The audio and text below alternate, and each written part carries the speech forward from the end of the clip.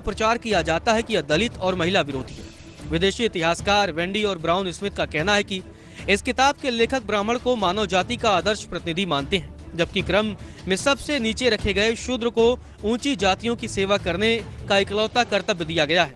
कुछ श्लोकों में महिलाओं के खिलाफ उनके पूर्वाग्रह दिखते हैं।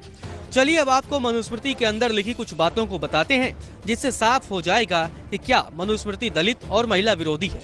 तो एक महिला को अपने हिसाब से जीने का कोई अधिकार नहीं है।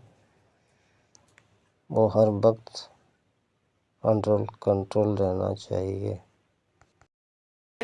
किसी भी महिला को अपने बचपन में पिता, जवानी में पति और जब पति मर जाए तो बुढ़ापे में बेटों के नियंत्रण में रहना चाहिए। उसे कभी भी स्वतंत्र रूप से जीने की कोशिश नहीं करनी चाहिए। अध्याय 5 के श्लोक 151 में लिखा है, पिता या पिता की सहमति से भाई जिसके साथ शादी कर दे, उस पति की सेवा महिला को जीवन भर करनी चाहिए और उसकी मौत के बाद ब्रह्मचर्य में रहना चाहिए। ये थिला मनुस्मृति रे महिला को दिया जाइथिबा सम्मान, जहाँ आपण माने एठी सुनी परिले।